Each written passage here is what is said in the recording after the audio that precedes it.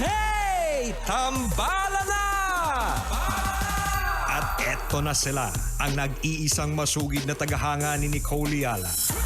Chris Chuper! Kasama ang nag-iisang diehard fan ni Chris Chuper, Nicole Yala! Dear Nicole and Chris.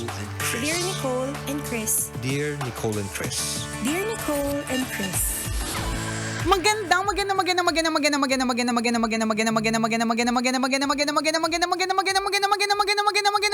tanghali, mga tambalanista, mga kabisyo. Grabe, partner.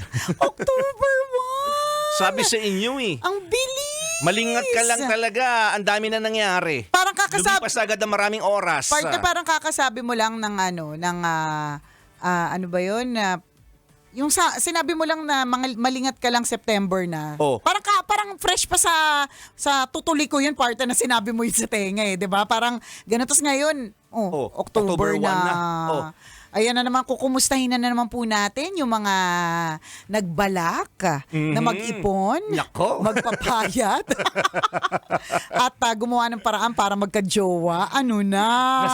Nasasaktan tayo pag ganun eh, no? Pag nalaman Totoo. natin patapos na yung taon tapos walang nangyari sa mga plano mo. Ganon. Ikaw ba nagsusulat ka pa rin ng ano? Hindi na. Ng mga goals mo, ng mga New Year's resolution? Hindi na partner sa ano ko ngayon sa estado Oo. ng buhay, parang, at saka sa mga nakikita ko sa mga tao sa paligid na mas madami nagkakasakit ng dahil sa stress. Yung totoo madami yun. basta madami yung negative yung effect ng stress sa buhay nila. Dumating na ako dun sa punto ng buhay ko na mag-chill na lang ako. Alam mo yun? Tapos itatry ko yung best ko na may balance. So, for example, kung halimbawa, alam ko talaga sa sarili kung pagod na pagod ako, pinagod ko yung sarili ko sa trabaho, ganyan. Sisiguraduhin ko talaga na, nako, hindi lang po kalahating kilo, kundi kalahating lechon ang kakainin ko sa samgyup. Charot. Matinding Kalahating balance yun. baboy. Maganda yung balance na yun. Diba? Tularan niyo po ako. Yan ang mga balance ko. Yung masaya ko pero yung health ko, good luck.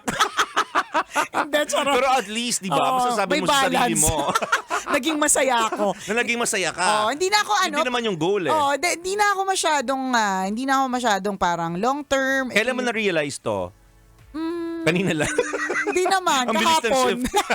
Kahapon bago magpalit ng buwan. Yan. Ang bilis ng transformation. Nangyari ka agad. Recent years. Okay. Yeah. Siguro nga after pandemic pa eh. Or Okay. baka nung pagkatapos magkasakit nung anak ko, nung nag-critical condition siya.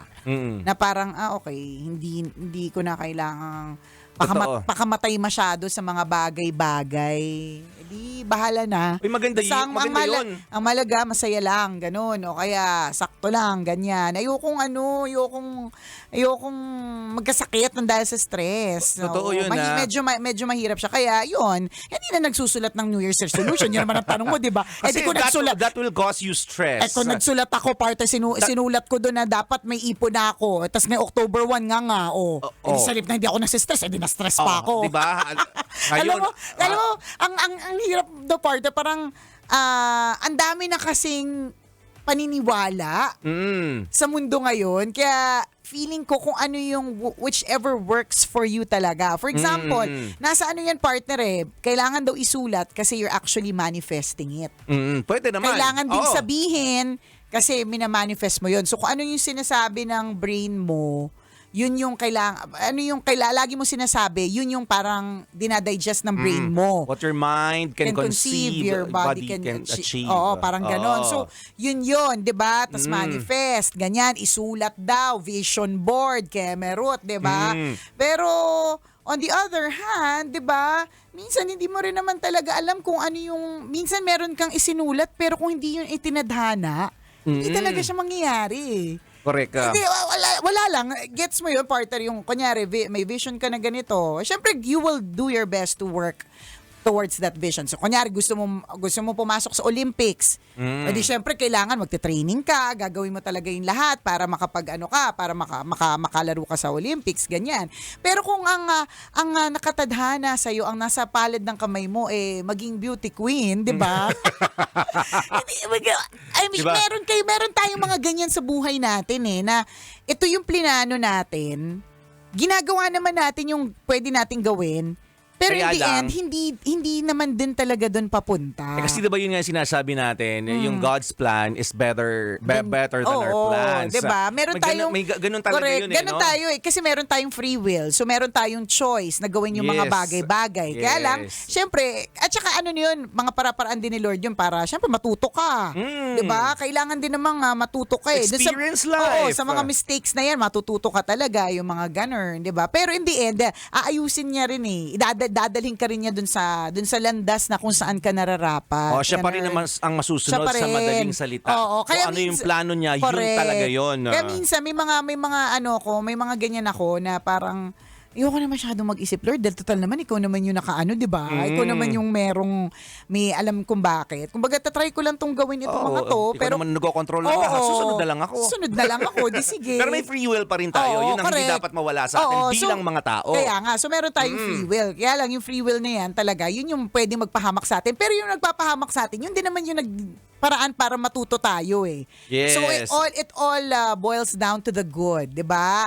Na in the end, meron ka naman pala natutunan. In the end, yan naman pala yung nagpatibay sa iyo. Correct. Yung mga bagay na natutunan ni partner. Totoo, minsan yung mga bagay na nagko-cause sa atin ng o nagbibigay sa atin ng stress, halimbawa yung pagsusulat ng New Year's resolution. Alam mo namang simulat sa pool sa 10 taon mong pagsusulat ng iyong goals, for example, ng New Year's resolution, wala naman ni isang natutupad doon. 'Di ba? Bago matapos ng taon, tapos pagbabalikan mo at wala nangyayari, hindi ba't na-stress ka? Nadi-disappoint ka? Ganun. 'Di ba? So, pag gano'n, hanap ka na ng ibang paraan na mga bagay-bagay na hindi may iwasan ng stress. Sample lang 'yun yung New Year's resolution na sinasabi natin. Na kanya-kanya naman po tayo eh.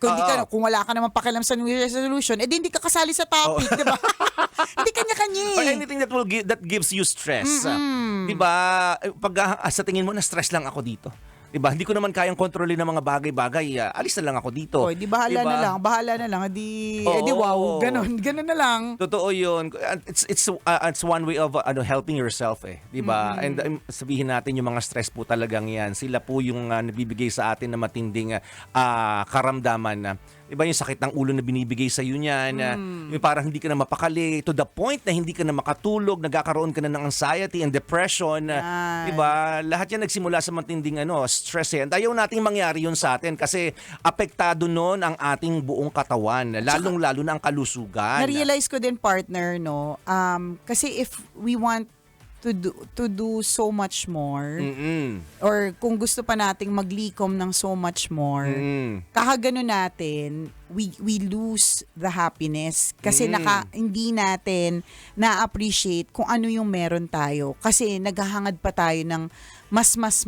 Wala namang masama sa tingin ko at tao lang din talaga. Kaya lang insatiable ang mga tao. Oo, hindi natatapos. Kaya lang yun nga pagka kasi ang dami mo pang gustong gawin, tapusin, bilhin, yung mga ganon, nakakapagod siya eh. Totoo. Diba? At kapag Good thing na-realize mo na siya, no? Na alin? Yung mga ganyang klase ng bagay. Kasi I've known you, someone who's very, who's very... Tagalog na lang para maitawid. Pwede naman, nakakaintindi naman ako ng Tagalog. Itagalog na para maitawid. Ang tagal. Konti na lang yung oras natin. Nagpa-process ka pa ng English dyan. Nakalimutan ko na.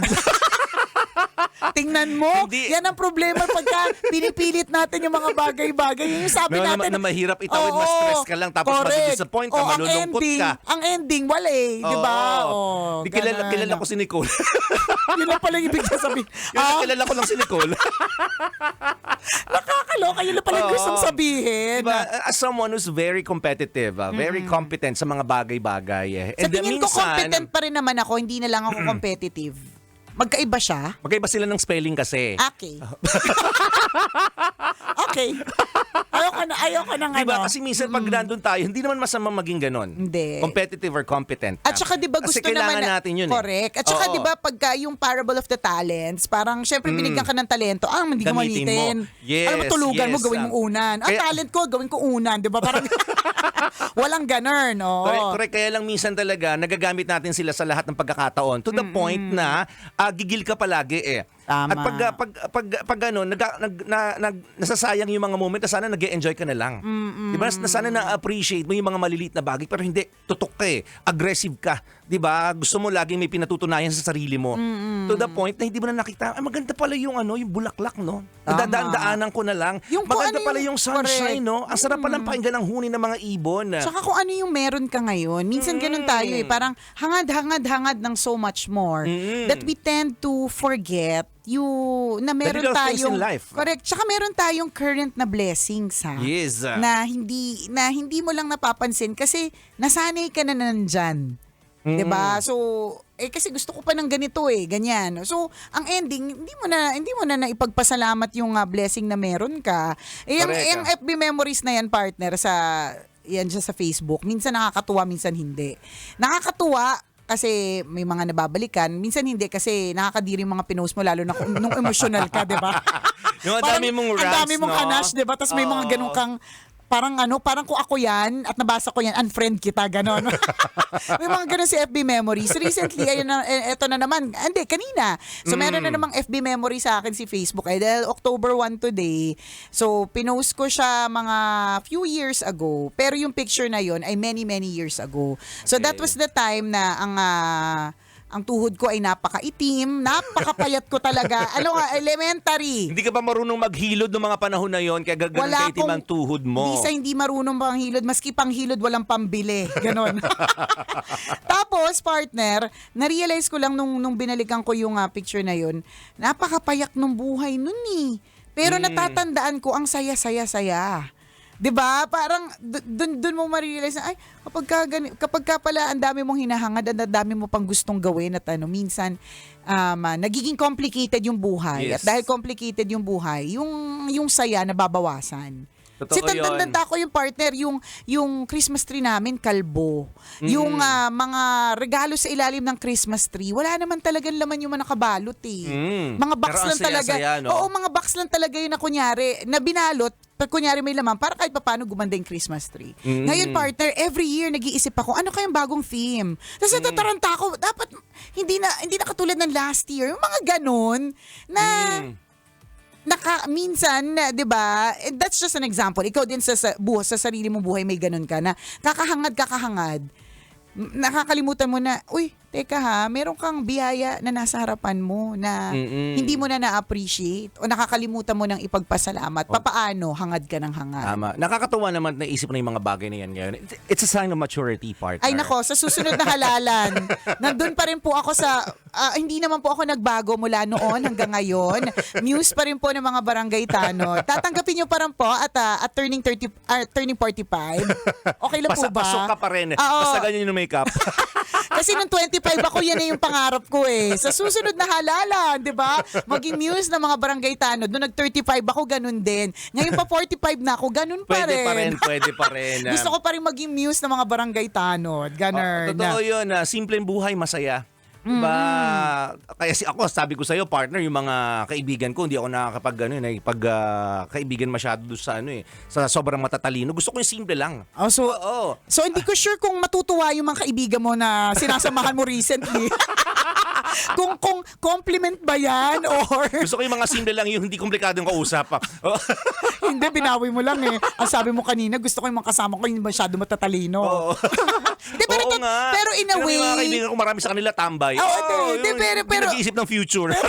pero in a way, partner, kasi kapag ka masyadong matalino, yung kapag ka Mahirap masyadong talaga kausap. May kasi pinaglalaban sila lagi. laging overthink. Yes. Laging overthink, ganun. Wala diba? pong no offense sa mga no offense sa mga matatalino. Oo, no offense. Hindi tayo ito yung preference namin, yung gusto namin yung mga sakto lang. Sa ngayon. Di ba?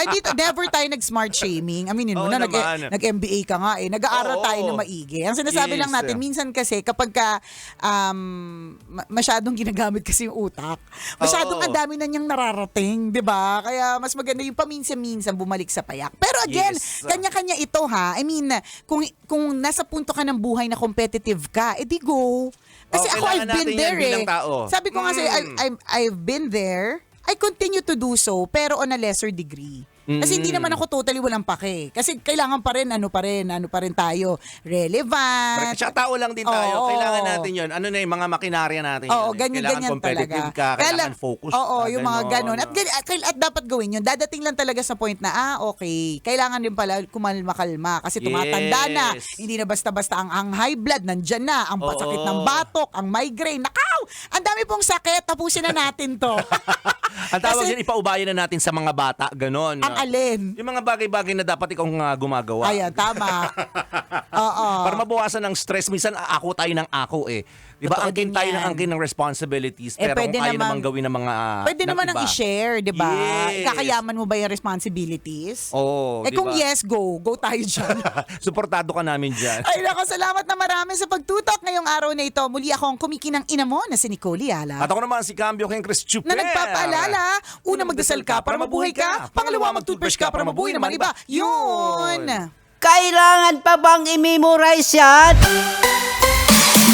Love Radio. Basic!